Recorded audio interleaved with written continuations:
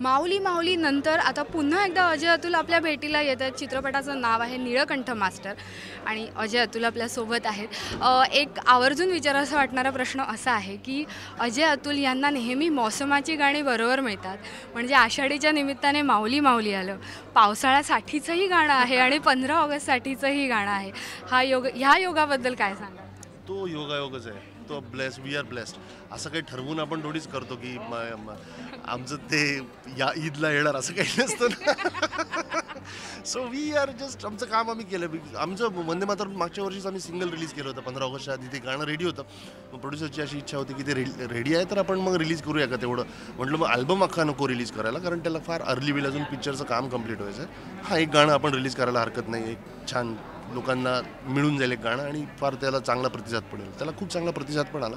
वंदे मातरम आम्ही मागच्या वर्षी 15 ऑगस्टला रिलीज केलं होतं. उरलेली गाणी आता या निमित्ताने फिल्म पण रिलीज होती आहे. So it's just the time matched, nothing else.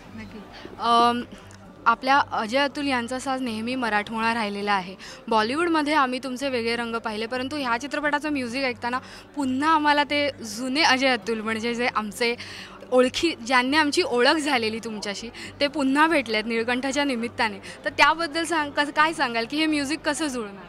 नाही, खूप चांगली गोष्ट आहे. जर का तुमच्या मनात जे आमची जी प्रतिमा आहे किंवा आमचं जे म्युझिक आहे त्याच्याशी मिळतं जुळतं हे जर का असेल तर नक्कीच मग आम्ही यशस्वी झालो असं मी म्हणेन. आणि हे म्युझिक करताना 2-3 गोष्टी होत्या. एक तर गजेंद्र बरोबरचं पहिलं फिल्म होतं. दुसरी गोष्ट, हे जे प्रोड्युसर आहेत, मी स्वतः असा प्रोड्युसर कधी बघितलेला नाही. मग त्यांनी फक्त पैसे टाकलेत असं काही नाही, इतकंच फक्त राहिलेलं नाही. प्रत्येक सिटिंगला प्रत्येक वेळी तो माणूस त्यांच्या नगरच्या घरून यायचा आणि तिथे येऊन फक्त बसून राहायचा. कुठलाही इंटरफेरन्स अजिबात नाही, काही नाही.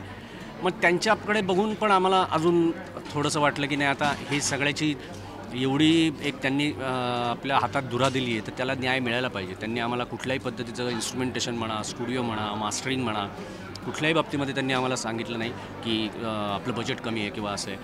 आणि त्यामुळे आम्हाला त्याचा पुरेपूर खूप गोष्टी त्यामध्ये करता आल्या. एक तर हा काळ जुना असल्यामुळे याच्यामध्ये कीबोर्ड्स किंवा प्रोग्रामिंग अशा गोष्टी फार विशेष नव्हत्या. खूप मॅक्सिमम लाईव्ह इन्स्ट्रुमेंटेशन होतं आणि त्यासाठीचा खर्च पण खूप होता. तो त्यांनी आम्हाला अगदी सांगितलं, बिंदास तुम्हाला जे करायचं ते करा.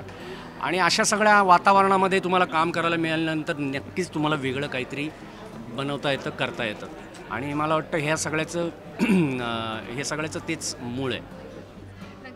वंदे मातरम हे गाणं लोकांना इंट्रोड्यूस वेगळ्या ढंगात करून द्यायचं, ही कल्पना कुठून आली? ॲक्च्युली वंदे मातरम करूयात ही कल्पना होती गजेंद्रची. या गाण्या शेवटी पिक्चरचा क्लायमॅक्स येतो तेव्हा त्याची इच्छा होती की तिकडे आपण वंदे मातरम करूयात. आणि ती स्वातंत्र्याची ती पहाट आहे आणि त्या पहाटेच्या दिवशी यांच्या कॅरेक्टर्सच्या आयुष्यात एक वेगळी घटना घडते. एकीकडे स्वातंत्र्य मिळते आणि एकीकडे यांना एक वेगळीच गोष्ट मिळते. सो ती तुम्हाला चित्रपट पाहिल्यावर कळेल. पण त्या अशा आनंदाच्या क्षणात एक वेगळी गोष्ट, यांची एक स्वतःचा वेगळा स्क्रीन प्ले चालला आहे. कुठल्याही संगीतकाराला अत्यंत खुणावणारी अशी ती घटना किंवा गोष्ट किंवा वंदे मातरमसारखं एक आपलं काव्य करायला मिळणं फार महत्त्वाची गोष्ट आहे. आम्ही मग विचार करायला सुरुवात केल्यानंतर आमच्या लक्षात असं आलं की हे आपण थोडंसं मराठमोळ्या ढंगात करण्याचा प्रयत्न करू. विच इज आम्हाला आम्ही शुअर नव्हतो की कसं वाटेल. आम्ही करून बघितलं, आम्हाला काय वाटतं आहे, बिकॉज त्याचं मीटर नव्याने आम्ही त्याची जोडणी करत होतो की ते कसं वाटेल. आणि ते लिहिलेलं गाणं आहे, आता काही ते चेंज करून घेऊ शकत नाही तुम्ही की थोडंसं इथे बदलाल का वगैरे, असं नसतं. सो ते तसं आम्हाला ते कम्प्लिटली वेगळ्या रूपात प्रेझेंट करायचं होतं. आम्ही करून ऐकल्यानंतर आम्हाला पडलं, मग आम्ही गजेंद्रला ऐकवलं. सगळ्यांना आवडल्यानंतर मग वी डिसाइडेड की now will record it. Because एक सेन्सिटिव्ह गोष्ट आहे ती, अशी उगाच करायची म्हणून करायची नव्हती. आणि मग तो पहिला कोरस आणि मग सगळं, मग ही मुलं आमची सगळी आली. मग ते गाणं ह्यूज बनत गेलं आणि ते जेवढं ह्यूज बनणार होतं तेवढंच ते मंगल राहावं, त्यातलं मांगल्य टिकून राहावं आणि ते दिसावं, ते एक्सपिरियन्स करता यावं, आमची प्रामाणिक इच्छा होती. सो त्या सगळ्या आघाड्यांवरती ते गाणं करत होतं आणि ते मजा येत होती फार करताना, फार छान वाटत होतं. नक्कीच. हे सर्वसाधारण सगळं बोलणं ऐकताना एक जाणवलं की या गाण्यांची निर्मिती होत असताना त्या गाण्यांची कथेमध्येही इन्व्हॉल्वमेंट होती किंवा कथा तुमच्यापर्यंत पोहोचत होती, म्हणून ही इतकी सुंदर गाणी बनत होती. तर ही दोन्हीकडची देवाणघेवाण कशी वाटली, कथा जाणून घेऊन गाणी? त्यांनी पिक्चर मला वाटतं संपवलं होतं. हो, पिक्चर संपवलं होतं already. त्याचं शूट सगळं झालं होतं. मला वाटतं अगदी शेवटचा एक काहीतरी पोर्शन त्याला, मला वाटतं पहिली जे काही फाईट सिक्वेन्स असा काहीतरी तो फक्त त्याला शूट करायचा होता. त्याने आम्हाला गाणं तुम्ही म्युझिक कराल का विचारण्यासाठी आला तेव्हा पिक्चरच दाखवत होतो आणि आता आम्हाला त्याच्यावर गाणी करायची होती. त्यामुळे ते थोडाफार एक आयडिया पण आली की काय कॅरेक्टर्स आहेत, कसे त्यांचे मॅनरिझम्स आहेत, जे आम्हाला प्रचंड इम्पॉर्टंट असतं की ते त्याची जमीन काय, सिनेमा कुठल्या धर्तीवर बनतो आहे. तर त्यासाठी खूप मदत झाली. आणि मग आम्ही काही गोष्टी, काही सिच्युएशन नव्हत्या गाण्यांच्या, मग आम्ही पण काही बोललो, त्याला सांगितलं की असं असं करून हिचं असं गाणं करू. तर पूजा सावंतचं गाणं नव्हतंच त्या फिल्ममध्ये. सो असं ते बोलत गोष्टी घडत गेल्या. एक शेवटचा प्रश्न, नीळकंठ मास्टर येतोय आणि त्यानिमित्ताने पुन्हा एकदा चित्रपटात अजय अतुल यांचं संगीत ऐकायला मिळतं. तुमची भावना काय आहे? प्रेक्षकांपर्यंत गाणी पोहोचली? नाही, आमची नेहमी एकच गोष्ट असते की जे काही आपण काम करतो ना, ॲक्च्युली आमची पण प्रचंड इच्छा असते की ते लवकरात लवकर प्रेक्षकांपर्यंत यावं.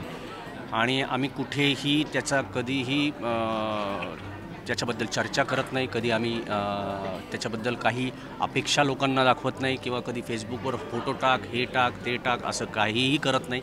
कारण आम्हाला असं वाटतं की ते पहिलं ते होऊ द्यावं आणि मग सगळ्यांना दाखवावं, सांगावं. आणि जेव्हा अशा पद्धतीने हे आम्ही काहीतरी घेऊन लोकांपुढे येतो ना, तर तेव्हा आमच्यासाठी खरोखर खूप आनंदाचा दिवस असतो. कारण इतके दिवस ते मेहनतीने काम करतो आणि मग त्याचं तुमच्यासारख्या लोकांकडून, रसिकांकडून जेव्हा कौतुक होतं तेव्हा खरोखर, आणि स्पेशली जेव्हा महाराष्ट्रातल्या लोकांकडून जेव्हा कौतुक होतं ना, तेव्हा ते आपल्या घरच्या कुटुंबातल्या कोणीतरी पाठीवर थाप मारल्यासारखं वाटतं. काय सांगाल तुम्ही? एक गोष्ट असते ना आपल्याकडे, आम्ही अजय अतुल, आम्हाला जेव्हा दरवेळेला लोकांचे फीडबॅक येतात, अजय अतुल नवीन काय करताय, नवीन कसं करताय, नवीन कधी येणार आहे, असं जेव्हा असतं. आमच्यासाठी हे चित्रपट आम्ही जेव्हा करायचं ठरवलं किंवा जेव्हा करत होतो तेव्हा आमच्यासाठी एक अत्यंत नाविन्यपूर्ण गोष्ट अशी होती की या चित्रपटाचा बाज जो आत्ताच्या काळचा नाही आणि जो त्या काळचा होता. वी फॉलो आपलं हिंदुस्थानी कल्चरचं म्युझिक आणि एक इंडियन बाज जो आहे, एक ओल्ड स्कूल बाज पण आहे आणि जो थोडासा आम्ही कॉन्टेम्पररी पण ॲडॅप्ट करून करतो.